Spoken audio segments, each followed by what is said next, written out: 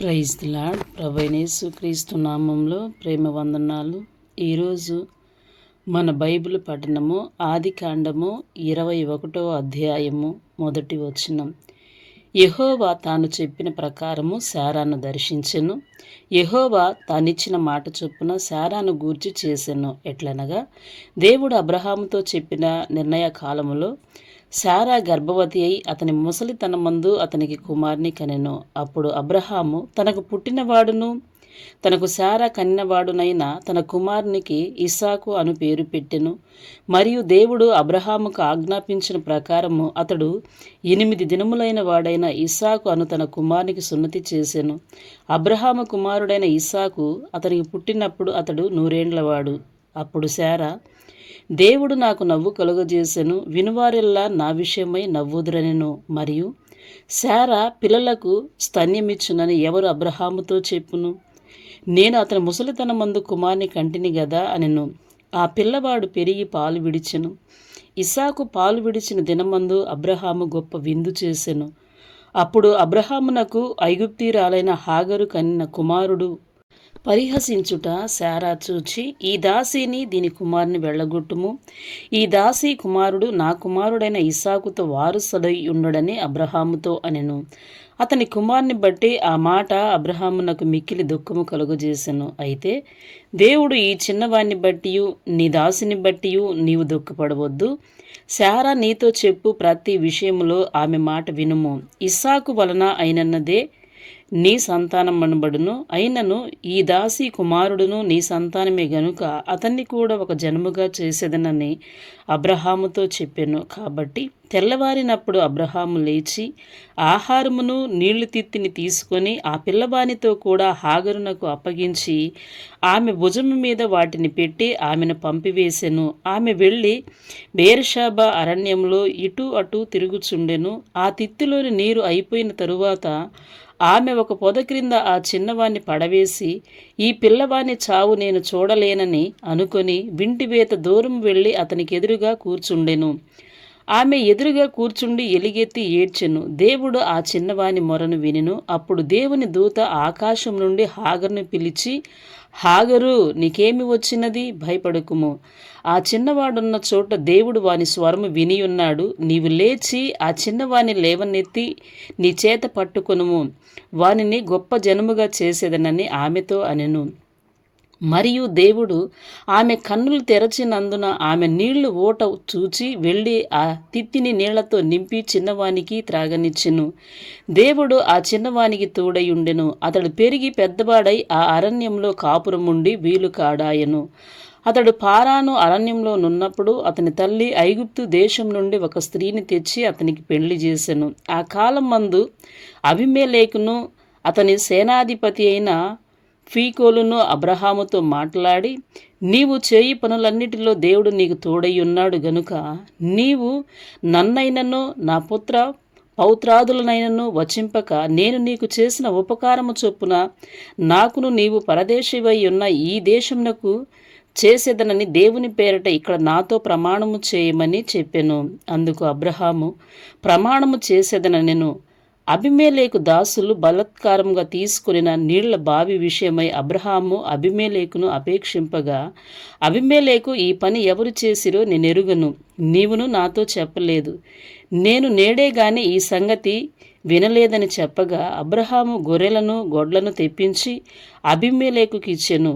వారిద్దరూ ఇట్లా ఒక నిబంధన చేసుకొనిరి. తరువాత అబ్రహాము తన గొర్రెల మందలో నుండి 7 పెంటి పిల్లలను వేరుగా నుంచెను గనుక అబీమెలెకు అబ్రహాముతో, నీవు వేరుగా ఉంచిన ఈ 7 గొర్రె పిల్లలు ఎందుకని అడిగాను. అందుకతడు, నేను ఈ బావిని త్రవ్వించినందుకు నాకు సాక్షార్థముగా ఈ 7 గొర్రె పిల్లలను నీవు నా చేత పుచ్చుకొనవలెనని చెప్పెను.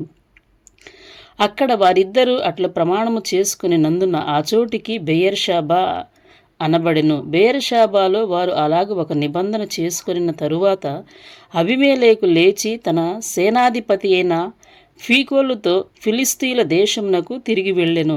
అబ్రహాము బెయేర్షాబాలో ఒక పీచుల వృక్షము నాటి అక్కడ నిత్యదేవుడైన యెహోవా పేరిట ప్రార్థన చేసెను. అబ్రహాము ఫిలిస్తీయుల దేశంలో అనేక దినములు పరదేశిగా ఉండెను. 22వ అధ్యాయము. ఆ సంగతులు జరిగిన తరువాత దేవుడు అబ్రహామును పరిశోధించెను. ఎట్లనగా, ఆయన అబ్రహామా అని పిలువగా అతడు చిత్తము ప్రభువా అనెను. అప్పుడు ఆయన, నీకు ఒక్కడైయున్న నీ కుమారుని అనగా నీవు ప్రేమించు ఇస్సాకును తీసుకొని మోరియా దేశమునకు వెళ్ళి అక్కడ నేను నీతో చెప్పబోవు పర్వతములలో ఒకదాని మీద దహనబలిగా అతన్ని అర్పించమని చెప్పెను.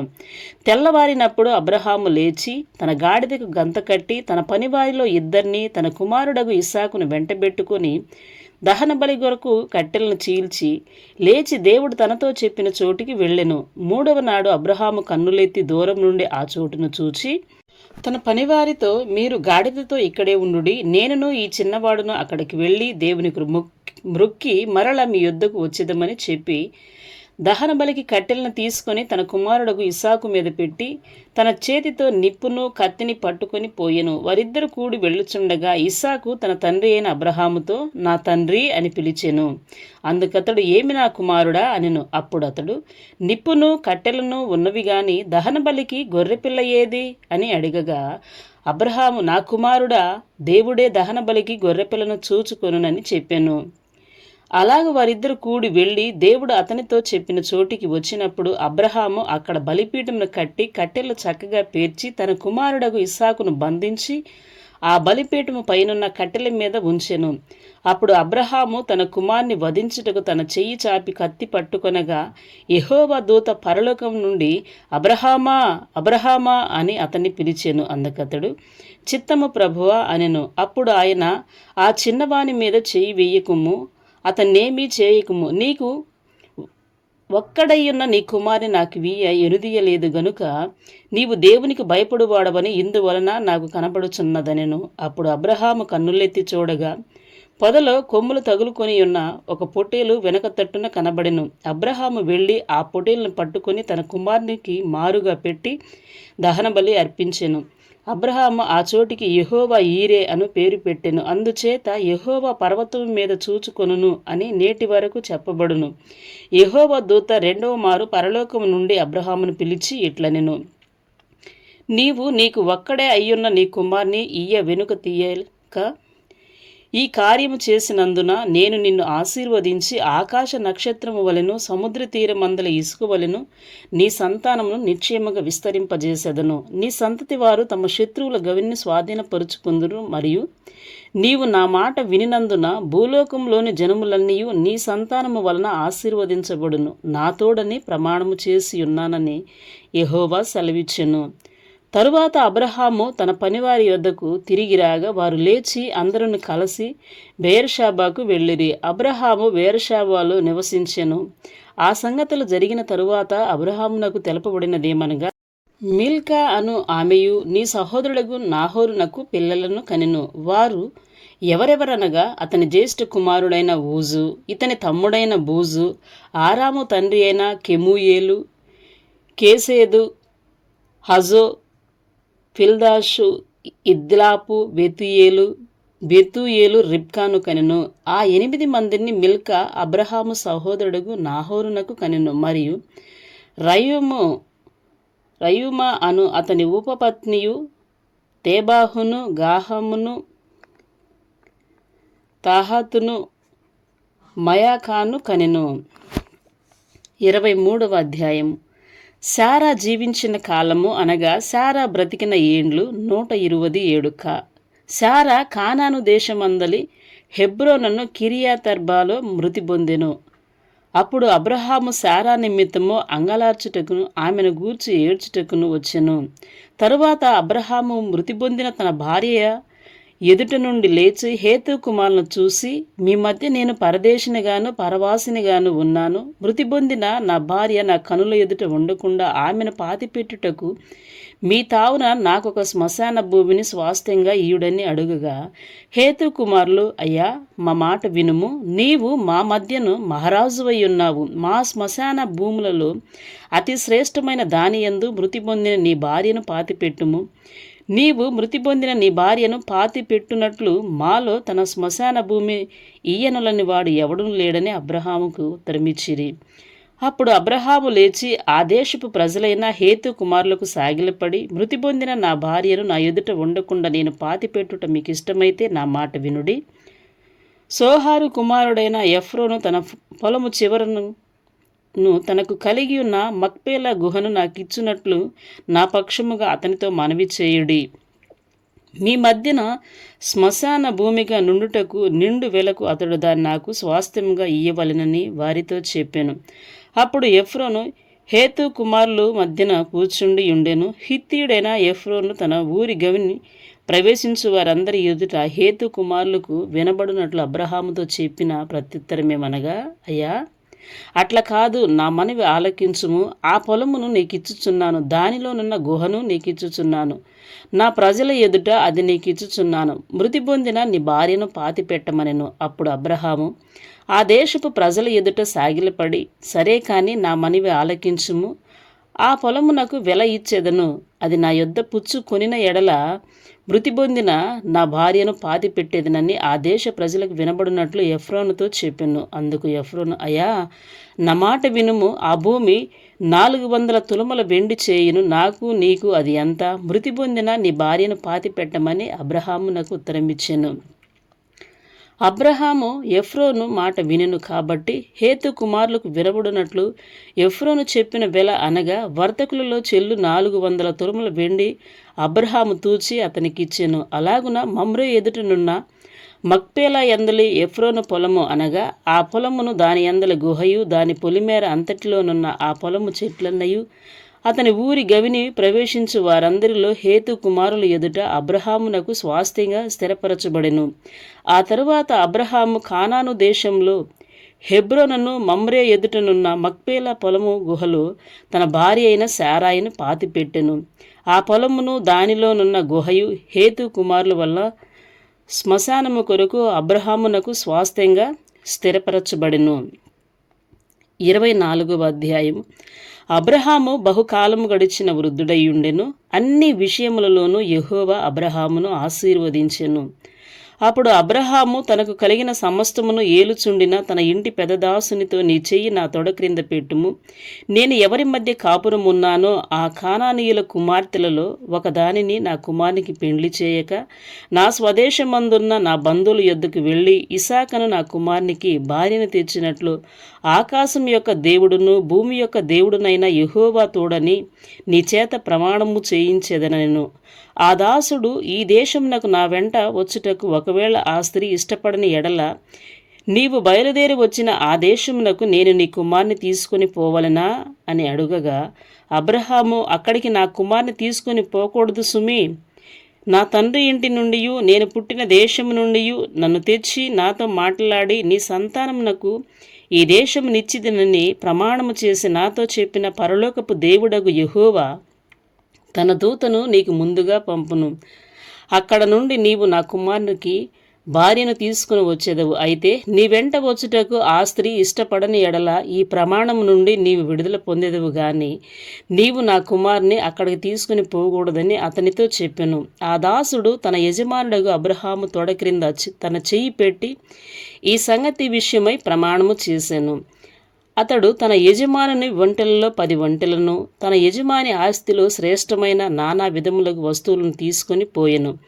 అతడు లేచి అరమ్నాహాయ్ రాయిములోనున్న నాహోరు పట్టణము చేరి సాయంకాలం మందు స్త్రీలు నీళ్లు చేదుకొనవచ్చు వేళకు ఆ ఊరి బయటనున్న నీళ్ల బావి యొద్ద తన ఒంటెలను మోకరింపజేసి ఇట్లనెను, నా యజమానుడగు అబ్రహాము దేవుడైన యెహోవా నేను వచ్చిన కార్యమును త్వరలో సఫలము చేసి నా యజమానుడగు అబ్రహాము మీద అనుగ్రహము చూపుము, చిత్తగించుము.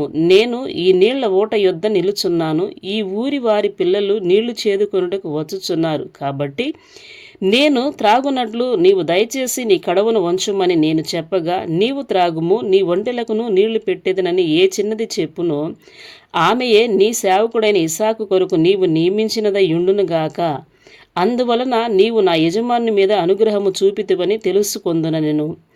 అతడు మాటలాడుట చాలింపక ముందే అబ్రహాము సహోదరుడైన నాహోరు భార్యకు మిల్కా కుమారుడైన బెతూయేలుకు పుట్టిన రిబ్కా కడవ భుజం మీద పెట్టుకొని వచ్చెను. ఆ చిన్నది మిక్కిలి చక్కనిది, ఆమె కన్యక, ఏ పురుషుడును ఆమెను కూడలేదు. ఆమె ఆ బావిలోనికి దిగిపోయి కడవను నీళ్లతో నింపుకొని ఎక్కిరాగా ఆ సేవకుడు ఆమెను ఎదుర్కొనుటకు పరిగెత్తి, నీ కడవలో నీళ్లు కొంచెము దయచేసి నన్ను త్రాగనిమ్మని అడిగెను. అందుకు ఆమె, అయ్యా త్రాగమని చెప్పి త్వరగా తన కడవను చేతి మీదికి దించుకొని అతనికి దాహమిచ్చెను. మరియు ఆమె అతనికి దాహమిచ్చిన తరువాత, నీ ఒంటెలు త్రాగుమట్టుకు వాటికి నీళ్లు చేదిపోయిదునని చెప్పి త్వరగా గాడిలో తన కడవను కుమ్మరించి తిరిగి చేదుటకు ఆ బావికి పరిగెత్తుకొని పోయి అతని ఒంటెలన్నిటికీ నీళ్లు చేదిపోసెను. ఆ మనుష్యుడు ఆమెను తేరిచూచి తన ప్రయాణమును యెహోవా సఫలము చేసెనో లేదో తెలుసుకొనవలెనని ఓరకుండెను. ఒంటెలు త్రాగుట అయిన తరువాత ఆ మనుష్యుడు అరతులము ఎత్తుగల బంగారపు ముక్కు కమ్మెన ఆమె చేతులకు 10 తులముల ఎత్తుగల 2 బంగారు కడియములను తీసి, నీవు ఎవరి కుమార్తెవు? దయచేసి నాతో చెప్పుము. నీ తండ్రి ఎంట మేము ఈ రాత్రి బస చేయుటకు స్థలమున్నదా అని అడిగెను. అందుకామె, నేను నాహోరుకు మిల్కా కనిన కుమారుడగు బెతూయేలు కుమార్తెనెను. మరియు ఆమె మా యొద్ద చాలా గడ్డియు మేతయు రాత్రి బస చేయుటకు స్థలమును ఉన్నవనగా, ఆ మనుష్యుడు తన తల వంచి యెహోవాకు మ్రొక్కి, అబ్రహామును నా యజమానుని దేవుడైన యెహోవా స్తుతింపబడునుగాక. ఆయన నా యజమానునికి తన కృపను తన సత్యమును చూపుట మానలేదు. నేను త్రోవలో ఉండగానే యెహోవా నా యజమానుని బంధువుల ఇంటికి నన్ను నడిపించెనెను. అంతటా ఆ చిన్నది పరిగెత్తుకొని పోయి ఈ మాటలు తన తల్లి ఇంటి వారికి తెలిపెను. రిబ్కాకు లాబానునొక సహోదరుడు ఉండెను. అప్పుడు లాబాను ఆ బావి దగ్గర వెలుపటనున్న ఆ మనిషిని యొద్దకు పరిగెత్తుకొని పోయెను. అతడు ఆ ముక్కు కమ్మెను. తన సహోదరి చేతిలోనున్న ఆ కడియమును చూసి, ఆ మనుష్యుడు ఇలాగు నాతో మాటలాడేనని తన సహోదరి అయిన రిబ్కా చెప్పిన మాటలు విని ఆ మనిషిని యొద్దకు వచ్చెను. అతడు ఆ బావి యొద్ద ఒంటెల దగ్గర నిలిచి ఉండగా లాబాను, యెహోవా వలన ఆశీర్వదించబడిన వాడా, లోపలికి రమ్ము, నీవు బయట నిలవనేలా? ఇల్లును ఒంటెలకు స్థలమును నేను సిద్ధము చేయించి తినెను. ఆ మనుష్యుడు ఇంటికి వచ్చినప్పుడు లాబాను ఒంటెలు గంతలు విప్పి ఒంటెలకు గడ్డియు మేతయు కాళ్ళు కడుగును కొనుటకు అతనితో కూడనున్న వారికి నీళ్లు ఇచ్చి అతనికి భోజనము పెట్టించెను గాని అతడు నేను వచ్చిన పని చెప్పక మునుపు భోజనము చేయననగా లాబాను చెప్పమనెను. అంతటా అతడు ఇట్లనెను, నేను అబ్రహాము దాసుడను, యెహోవా నా యజమానుని బహుగా ఆశీర్వదించెను గనుక అతడు గొప్పవాడాయెను. అతనికి గొర్రెలను గొడ్లను వెండి బంగారములను దాసదాసీ జనమును ఒంటెలను గాడిదలను దయచేసెను. నా యజమానుని భార్య అయిన శారా వృద్ధాప్యంలో నా యజమానునికి కుమారుని కనెను. నా యజమానుడు తనకు కలిగినది యావత్తు అతనికి ఇచ్చియున్నాడు. మరియు నా యజమానుడు నాతో, నేను ఎవరి దేశమందు నివసించుచున్నానో ఆ కానానీయుల పిల్లలలో ఒక పిల్లను నా కుమారునికి పెండ్లి చేయవద్దు. అయితే నా తండ్రి ఇంటికిని నా వంశస్థుల యొద్దకును వెళ్ళి నా కుమారునికి పెండ్లి చేయుటకు ఒక పిల్లను తీసుకుని రావాలెనని నా చేత ప్రమాణము చేయించెను. అప్పుడు నేను నా యజమానునితో, ఆ స్త్రీ నా వెంట రాదేమో అని చెప్పినందుకు అతడు, ఎవని సన్నిధిని నేను జీవించుచున్నానో ఆ యెహోవా నీతో కూడా తన దూతను పంపి నీ ప్రయాణము సఫలము చేయును గనుక నీవు నా వంశస్థులలో నా తండ్రి ఇంటి నుండి నా కుమారునికి భార్యను తీసుకుని వచ్చెదవు. నీవు నా వంశస్థుల యొద్దకు వెళ్ళితివా, ఈ ప్రమాణ విషయంలో ఇక నీకు బాధ్యత ఉండదు. వారు ఆమెను ఇయ్యని ఎడల కూడా ఈ ప్రమాణ విషయంలో నీకు బాధ్యత ఉండదని చెప్పెను. నేను నేడు ఆ బావి యొద్దకు వచ్చి, అబ్రహామును నా యజమానుని దేవుడైన యెహోవా నా ప్రయాణమును నీవు సఫలము చేసిన ఎడల నేను ఈ నీళ్ల బావి యొద్ద నిలుచుండగా నీళ్లు చేదుకొనుటకు వచ్చిన చిన్నదానితో నీవు దయచేసి నీ కడవలో నీళ్లు కొంచెం నన్ను త్రాగనిమ్మని చెప్పినప్పుడు నీవు త్రాగుము, నీ ఒంటెలకును చేదిపోయిదునని ఎవతి చెప్పునో ఆమెయే నా యజమానుని కుమారునికి యెహోవా నియమించిన పిల్లయ్యుండును గాకని మనవి చేసుకుంటుని.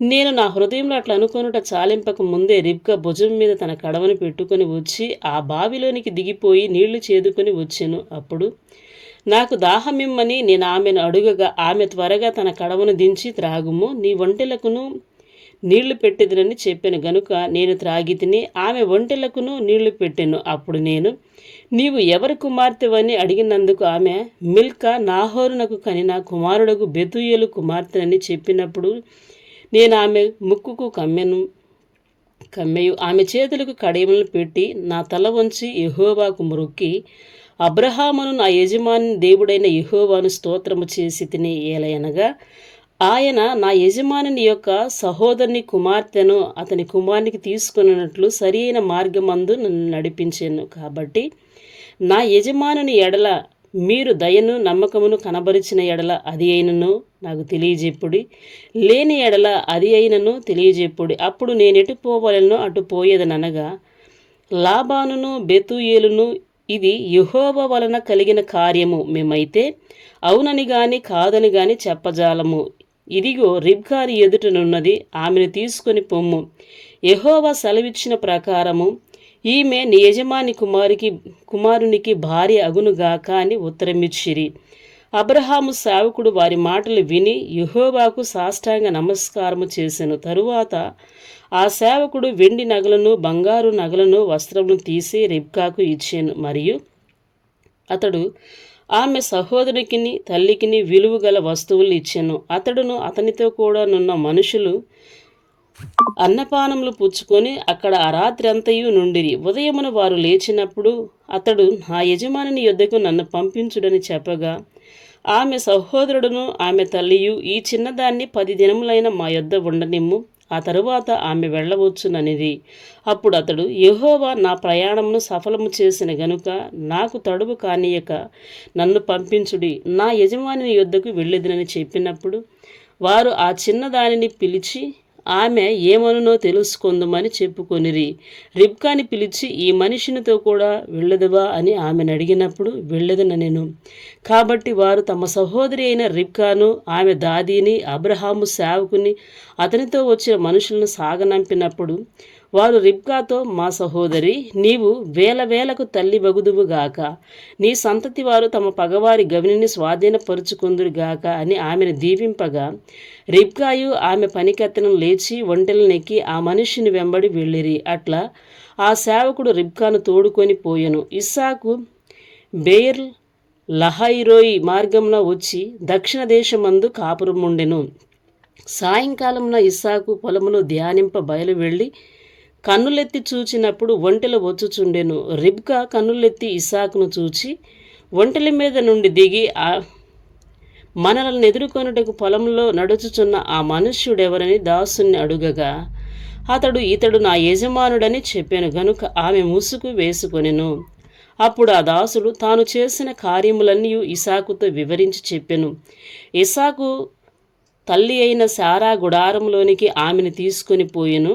అట్లు అతడు రిబ్కాను పరిగ్రహింపగా ఆమె అతనికి భార్య ఆయెను. అతడు ఆమెను ప్రేమించెను. అప్పుడు ఇస్సాకు తన తల్లి విషయమై దుఃఖ నివారణ పొందెను. 25వ అధ్యాయము. అబ్రహాము మరల ఒక స్త్రీని వివాహము చేసుకొనెను. ఆమె పేరు కెతూరా. ఆమె అతనికి జిమ్రాను, యోక్షాను, మేదాను, మిద్యాను, ఇస్బాకు, షూవాహు అనువారిని కనెను. యోక్షాను షేబాను దేదానును కనెను. అషూరియులు, లెతూషీయులు, లెయుమీయులను అనువారు ఆదేదాను సంతతివారు.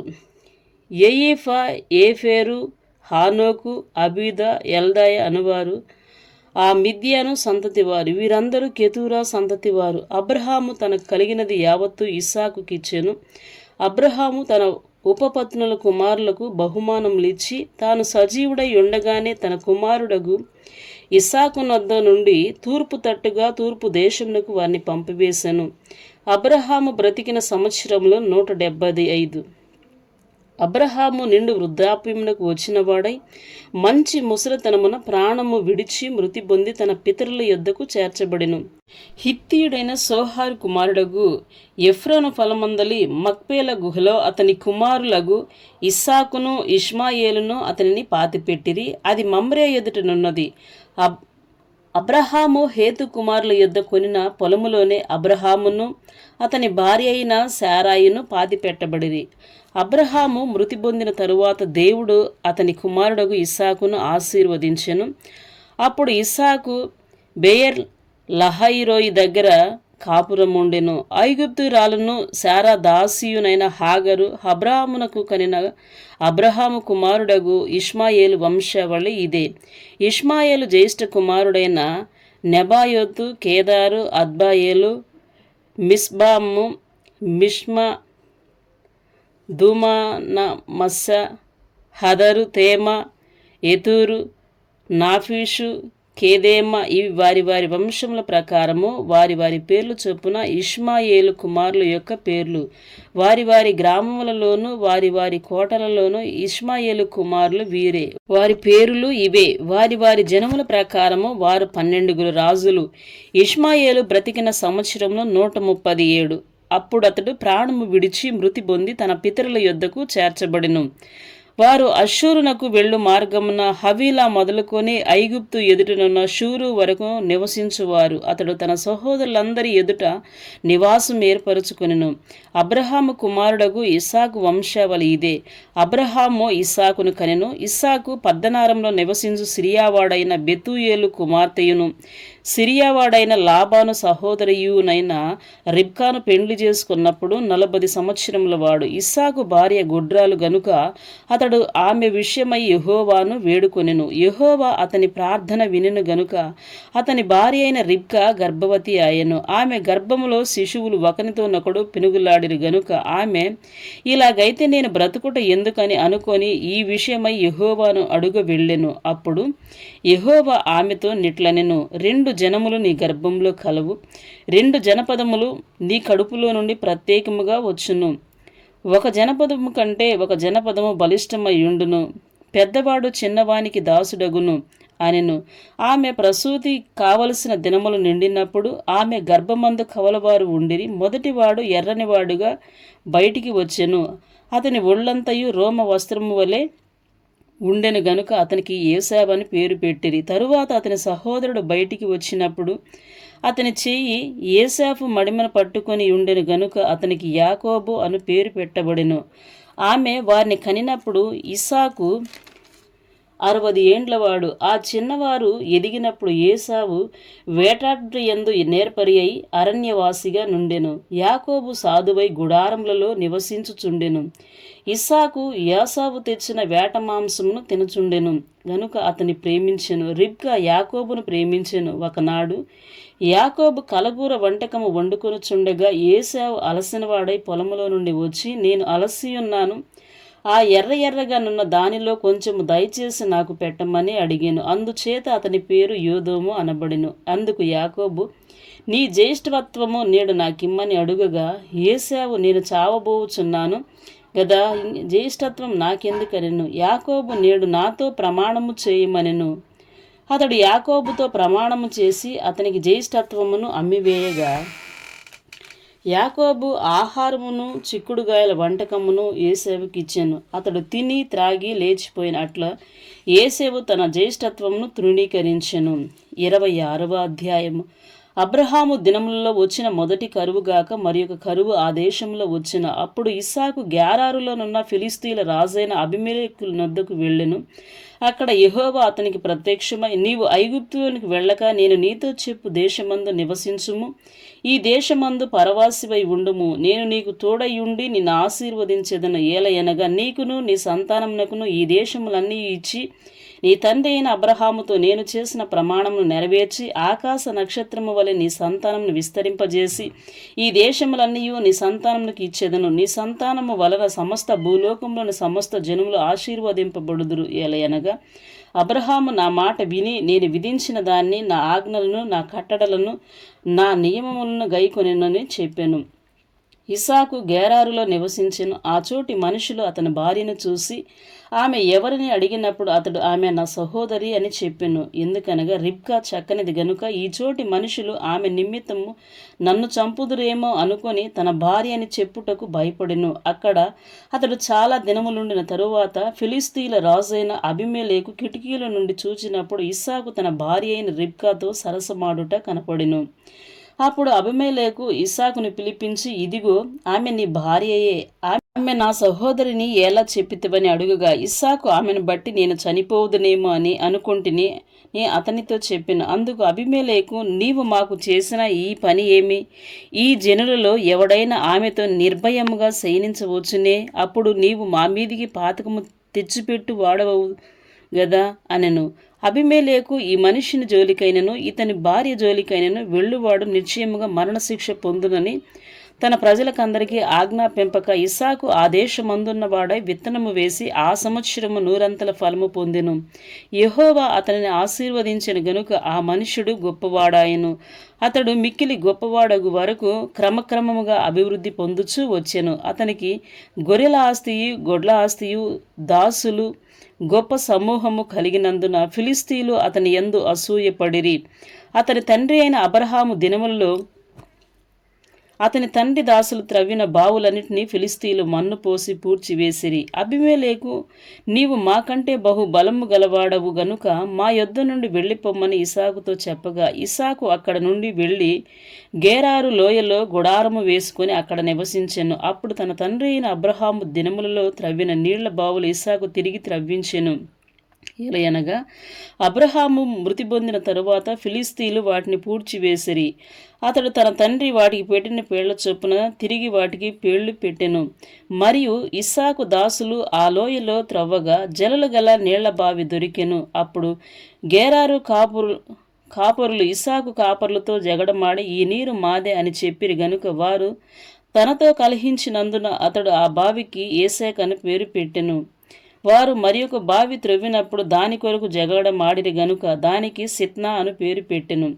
అతడు అక్కడ నుండి వెళ్ళి మరి ఒక బావి త్రవ్వించెను. దాని విషయమై వారు జగడమాడలేదు గనుక అతడు, ఇప్పుడు యెహోవా మనకు ఎడము కలగజేసి ఉన్నాడు గనుక ఈ దేశమందు అభివృద్ధి పొందుదుమనుకొని దానికి రహెబోతు అని పేరు పెట్టెను. అక్కడ నుండి అతడు బెయేర్షెబాకు వెళ్ళెను. ఆ రాత్రియే యెహోవా అతనికి ప్రత్యక్షమై, నేను నీ తండ్రి అయిన అబ్రహాము దేవుడను, నేను నీకు తోడయ్యున్నాను గనుక భయపడకుము.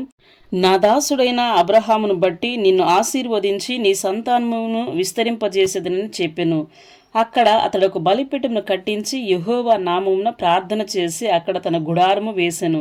అప్పుడు ఇస్సాకు దాసులు అక్కడ బావి త్రవ్విరి. అంతటా అబీమెలెకును అతని స్నేహితుడైన అహుజతును అతని సేనాధిపతి అయిన ఫీకోలును గేరారు నుండి అతని యొద్దకు వచ్చిరి. ఇస్సాకు, మీరు నా మీద పగబట్టి మీ యొద్ద నుండి నన్ను పంపివేసిన తరువాత ఎందు నిమిత్తము నా యొద్దకు వచ్చియున్నారని వారిని అడుగగా, వారు నిశ్చయముగా యెహోవా నీకు తోడయ్యుండుట చూచితిమి గనుక మనకు అనగా మాకును నీకును మధ్యనొక ప్రమాణం ఉండవలెననియు, మేము నిన్ను ముట్టక నీకు మేలే తప్ప మరేమీ చేయక నిన్ను సమాధానముగా పంపివేసితిమి గనుక నీవును మాకు కీడు చేయకున్నట్లు నీతో నిబంధన చేసుకుందామనియు అనుకుంటిమి. ఇప్పుడు నీవు యెహోవా ఆశీర్వాదం పొందినవాడవనిది. అతడు వారికి విందు చేయగా వారు అన్నపానములు పుచ్చుకొనిరి. తెల్లవారినప్పుడు వారు లేచి ఒకనితోనొకడు ప్రమాణము చేసుకొనిరి. తర్వాత ఇస్సాకు వారిని సాగనంపగా వారు అతని యొద్ద నుండి సమాధానముగా వెళ్ళిరి. ఆ దినమందే ఇస్సాకు దాసులు వచ్చి తాము త్రవ్విన బావిని గూర్చి అతనికి తెలియజేసి, మాకు నీళ్లు కనబడినవని చెప్పిరి గనుక దానికి షేబా అను పేరు పెట్టెను. కాబట్టి నేటి వరకు ఆ ఊరి పేరు బెయేర్షెబా. ఏశావు 40 సంవత్సరముల వాడైనప్పుడు హిత్తీయుడైన బెయేరి కుమార్తెగు యహూదీతును హిత్తీయుడైన ఏలోను కుమార్తెగు బాషెమెతును పెండ్లి చేసుకునెను. వీరు ఇస్సాకును రిబ్కాకును మనోవేదన కలుగజేసిరి. 27వ అధ్యాయము. ఇస్సాకు వృద్ధుడై అతని కనులకు మందదృష్టి కలిగినప్పుడు అతడు తన పెద్ద కుమారుడైన ఏశావుతో, నా కుమారుడా అని అతని పిలువగా, అతడు చిత్తము నాయనా అని అతనితో అనెను. అప్పుడు ఇస్సాకు, నేను వృద్ధుడను, నా మరణ దినము నాకు తెలియదు, కాబట్టి నీవు దయచేసి నీ ఆయుధములైన నీ అంబుల పొదిని నీ విల్లును తీసుకొని అడవికి పోయి నా కొరకు వేటాడి మాంసము తెమ్ము. నేను చావక మునుపు నిన్ను నేను ఆశీర్వదించున్నట్లు నాకిష్టమైన రుచిగల భోజ్యములను సిద్ధపరిచి నేను తినుటకై నా యొద్దకు తెమ్మని చెప్పెను. ఇస్సాకు తన కుమారుడగు ఏశావుతో ఇట్లా చెప్పుచుండగా రిబ్కా వినుచుండెను. ఏశావు వేటాడి మాంసం తెచ్చుటకు అడవికి వెళ్ళెను. అప్పుడు రిబ్కా తన కుమారుడకు యాకోబును చూచి, ఇదిగో నీ తండ్రి నీ అన్నయ్యైన ఏశావుతో మృతి పొందక మునుపు నేను తిని యెహోవా సన్నిధిని నిన్ను ఆశీర్వదించినట్లు నా కొరకు మాంసం తెచ్చి నాకు రుచిగల భోజనములను సిద్ధపరచమని చెప్పగా వింటిని. కాబట్టి నా కుమారుడా, నా మాట విని నేను నీకు ఆజ్ఞాపించినట్టు చేయుము. నీవు మందకు వెళ్ళి 2 మంచి మేక పిల్లలను అక్కడ నుండి నా యొద్దకు తెమ్ము. వాటిలో నీ తండ్రికి ఇష్టమైన రుచిగల భోజ్యములను అతనికి చేసేదను. నీ తండ్రి మృతి పొందక ముందు అతడు వాటిని తిని నిన్ను ఆశీర్వదించినట్లు నీవు వాటిని నీ తండ్రి యొద్దకు తీసుకొని పోవాలని నేను. అందుకు యాకోబు, నా సహోదరుడైన ఏశావు రోమము గలవాడు, నేను నున్ననివాడను గదా. ఒకవేళ నా తండ్రి నన్ను తడవి చూచును, అప్పుడు నేను అతని దృష్టికి వంచకుడును గాను తోచిన ఎడల నా మీదికి శాపమే గాని ఆశీర్వాదం తెచ్చుకొనని చెప్పాను. అయినను అతని తల్లి, నా కుమారుడా, ఆ శాపము నా మీదికి వచ్చునుగాక. నీవు నా మాట మాత్రం వినిపోయి వాటిని నా యొద్దకు తీసుకుని రమ్మని చెప్పగా అతడు వెళ్ళి వాటిని తన తల్లి యొద్దకు తీసుకుని వచ్చెను.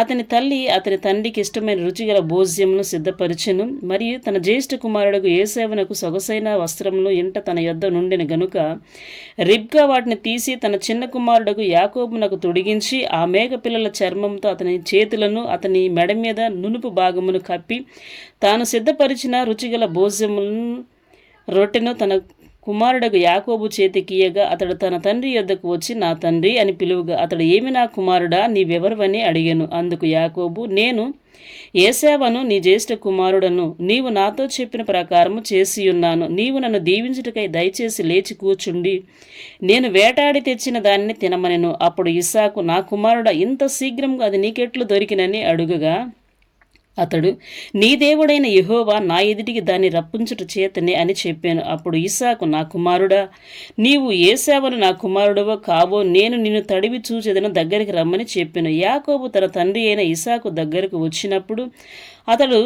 అతని తడివి చూసి, స్వరము యాకోబు స్వరము గాని చేతులు ఏశావు చేతులే అనెను. యాకోబు చేతులు అతని అన్న అయిన ఏశావు చేతుల వల్లే రోమము గలవైనందున ఇస్సాకు అతనిని గుర్తుపట్టలేదు. అతనిని దీవించి, ఏశావను నా కుమారుడు నీవేనా అని అడుగగా యాకోబు, నేనే అనెను. అంతటా అతడు, అది నా యొద్దకు తెమ్ము, నేను నిన్ను దీవించినట్లు నా కుమారుడు వేటాడి తెచ్చిందినది తిందునెను. అతడు తెచ్చినప్పుడు అతడు తినెను. ద్రాక్షరసము తేగ అతడు త్రాగెను. తరువాత అతని తండ్రి అయిన ఇస్సాకు, నా కుమారుడా, దగ్గరకు వచ్చి నన్ను ముద్దు పెట్టుకోమని అతనితో చెప్పాను. అతడు దగ్గరకు వచ్చి అతన్ని ముద్దు పెట్టుకుని అప్పుడు అతడు అతని వస్త్రములను వాసన చూసి అతన్ని దీవించి ఇట్లనెను, ఇదిగో నా కుమారుని సువాసన యెహోవా దీవించిన చేని సువాసన వలెనున్నది. ఆకాశపు మంచును భూసారమును విస్తారమైన ధాన్యమును ద్రాక్షరసమును దేవుడు నీకు అనుగ్రహించునుగాక. జనములు నీకు దాసులగుదురు, జనులు నీకు సాగిలపడుదురు. నీ బంధుజనులు నీకు ఏలికయ్యుండును. నీ తల్లిపుత్రులు నీకు సాగిలపడుదురు. నిన్ను శపించువారు శపింపబడుదురు, నిన్ను దీవించువారు దీవించబడుదురుగాక. ఇసాకు యాకోబును దీవించుటైన తరువాత యాకోబు తన తండ్రి అయిన ఇసాకు ఎదుటి నుండి బయలుదేరి వెళ్ళిన తక్షణమే అతని సహోదరుడైన ఏసావు వేటాడి వచ్చెను. అతడును రుచిగల భోజ్యములు సిద్ధపరిచి తన తండ్రి యొద్దకు తెచ్చి, నా తండ్రి నన్ను దీవించినట్లు లేచి నీ కుమారుడు వేటాడి తెచ్చిన దానిని తినమని తన తండ్రితో నన్నెను. అతని తండ్రి అయిన ఇస్సాకు, నీవెవరివని అతన్ని అడిగినప్పుడు అతడు, నేను నీ కుమారుడను ఏశావను, నీ జ్యేష్ఠ కుమారుడను అనగా ఇస్సాకు మిక్కుటముగా గడగడ వణుకుచు, అట్లయితే వేటాడి భోజ్యం నా యొద్దకు తెచ్చిన వారెవరు? నీవు రాకమునుపు నేను వాటన్నిటిలో తిని అతని నిజముగా దీవించి తిని అతడు దీవింపబడిన వాడే అనెను. ఏశావు తన తండ్రి మాటలు వినినప్పుడు దుఃఖాక్రాంతుడై పెద్ద కేక వేసి, ఓ నా తండ్రి, నన్ను దీవించమని తన తండ్రితో చెప్పెను. అతడు, నీ సహోదరుడు కపటోపాయముతో వచ్చి నీకు రావలసిన దీవెను తీసుకుని పోయెను.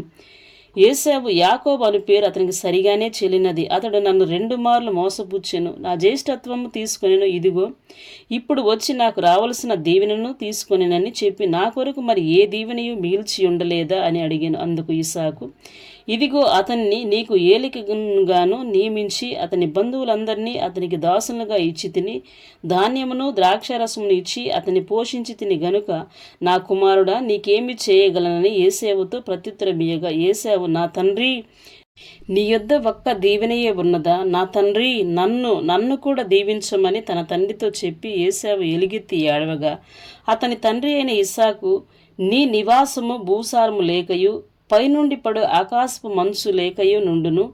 నీవు నీ కత్తి చేత బ్రతుకుదువు, నీ సహోదరికి దాసుడవుదువు.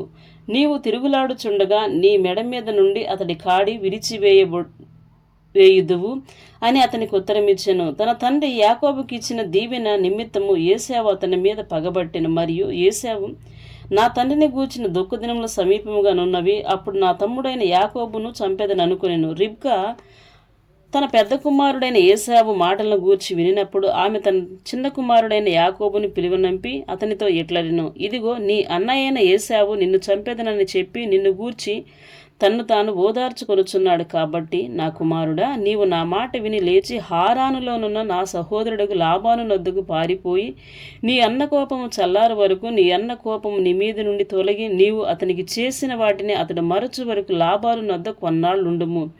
అప్పుడు నేను అక్కడ నుండి నిన్ను పిలిపించెదను. ఒకనాడే మీరిద్దరిని నేను పోగొట్టుకొననేలా అనెను. మరియు రిబ్కా ఇస్సాకుతో, హేతు కుమార్తెల వలన నా ప్రాణం విసికినది. ఈ దేశస్త్రాండ్రైన హేతు కుమార్తెలలో వీరి వంటి ఒకదానిని యాకోబు పెండ్లి చేసుకుని ఎడల నా బ్రతుకు వలన నాకేమి ప్రయోజనమనెను.